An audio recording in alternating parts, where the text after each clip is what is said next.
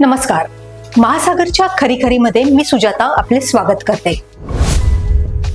आपल्या महाराष्ट्रात सध्या हिंदी भाषेबद्दल ज्या प्रकारच्या लोकभावना प्रदर्शित होत आहेत त्यातील राजकारण बाजूला ठेवून त्या गोष्टीचा विचार केला पाहिजे. सत्ताधारी म्हणतात इलेक्शन आले म्हणून विरोधक या विषयावर विनाकारण गाजावाजा करत आहेत. एक वेळेला त्यांचे म्हणणे आपण मान्य करू. आतापर्यंत भारताला स्वातंत्र्य मिळाल्यापासूनच्या शिक्षण पद्धतीचा विचार केला तर गेल्या 10-15 वर्षात शिक्षणातही वर्गीकरण झालेले आहे. पूर्वी श्रीमंतांच्या शाळा वेगळ्या आणि गरिबांच्या शाळा वेगळ्या असा प्रकार अजिबात नव्हता. एकाच वर्गात गावातील सर्वाधिक श्रीमंतांची मुले आणि त्या तुलनेत गरीब आणि मध्यमवर्गीयांची मुले एकत्रच शिकत असत. तेव्हा सरकारी शाळा खरोखरच चांगल्या होत्या. विद्यार्थ्यांना शिक्षण तळमळीने शिकवत असत. त्याप्रमाणे विद्यार्थीही गुरुर ब्रह्मा गुरुर विष्णू गुरुर देवो महेश्वरा गुरुर साक्षात परब्रह्म तस्मै श्री गुरवे नमः या उक्तीप्रमाणे गुरुजनांचा मनापासून आदर करीत असत.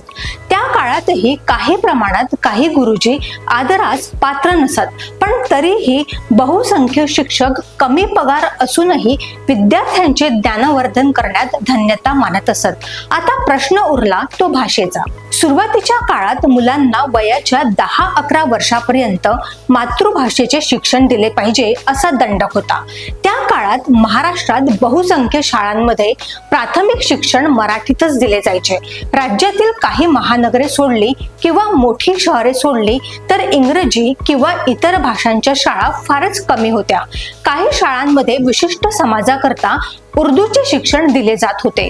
प्राथमिक शिक्षण हे मातृभाषेतच झाले पाहिजे, कारण त्या काळात 5-6 वर्षांच्या बालकांना इतर भाषा शिकवणे म्हणजे त्यांच्यावर भाषिक बलात्कार करण्यासारखेच आहे. आपण ज्या भाषेत घरी किंवा आपापसात बोलतो ती भाषा बालकांच्या डोक्यात फिट्ट बसली पाहिजे, कारण ती भाषा शिकावी लागत नाही. जन्मापासून ती भाषा बालक आत्मसात करत असते. आपल्या महाराष्ट्रात 5वी पासून मराठी, हिंदी आणि इंग्रजी या 3 भाषा शिकवण्यात येत असत. त्यातील हिंदी भाषा विद्यार्थी शिकण्याचा प्रयत्न करीत असत.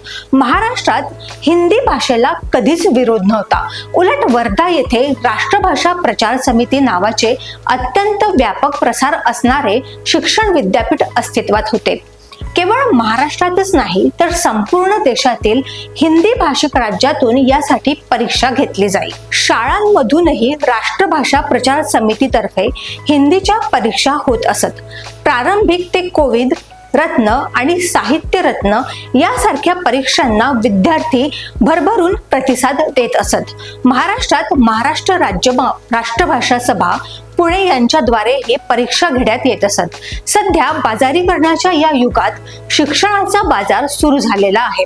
पहिलीपासून मुले इंग्रजाळलेली होत आहेत. शिक्षणातही आता श्रीमंतांच्या शाळा वेगळ्या आणि मध्यमवर्गीयांच्या व गरिबांच्या शाळा वेगळ्या असा प्रकार सुरू झालेला आहे. या सर्व शिक्षण प्रणालीच्या गोंधळात सरकारी, महानगरपालिका, नगरपालिका आणि जिल्हा परिषद यांच्या शाळा दिवसेंदिवस कमी होत आहेत. त्यातील विद्यार्थी संख्या रोडावत आहे. जगरहाटीप्रमाणे यापैकीही अनेक शाळांमध्ये आता इंग्रजीचा शिरकाव झालेला दिसतो. अशा वातावरणात बालकांना सुरुवातीच्या काळात मातृभाषेतूनच शिक्षण दिले जावे, परंतु असे आता होत नाही. जे मातृभाषेत शिकतात ते वेगळ्याच वर्गातले लोक आहेत असे समजले जाते. वयाच्या 10 ते 12 वर्षांपर्यंत मातृभाषेत शिक्षण न झाल्यामुळे घरची भाषा मराठी, शाळेची भाषा इंग्रजी आणि शिक्षणाची भाषा श्रीमंतीवर अवलंबून राहिलेली आहे. आज खाजगी शाळेतील शिक्षणाची फी एकूणच मध्यमवर्गीयांच्या डोळ्यात पाणी येते. अशा परिस्थितीत पहिलीच्या वर्गापासून मराठी, हिंदी आणि इंग्रजी या 3 भाषा लादण्याचा प्रयत्न केला तर किती भयानक परिस्थिती निर्माण होईल याचा विचार कोणीतरी करणार आहे की नाही? सरकार आणि विरोधक या नाजूक बाबीचे विनाकारण राजकारण करून कारण परत्वे आपली राजकीय पोळी भाजण्याचा अकारण किंवा सकारण प्रयत्न करताहेत असे म्हटल्यास ते वावगे ठरू नये. तुम्ही लिहून ठेवा, पुढील काही वर्षात आपल्या महाराष्ट्रात शुद्ध मराठी बोलणारा आणि लिहिणारा वर्ग अत्यल्प असेल. या सर्व बाबींचा शास्त्रीय दृष्टिकोनातून विचार केला तर लहान विद्यार्थ्यांवर बहुभाषा शिकण्याचा मोठाच अन्याय होईल. आजच विद्यार्थ्यांना त्यांच्या जीवाच्या मानाने प्रचंड वजनाचे शाळेचे दप्तर सोबत न्यावे लागते.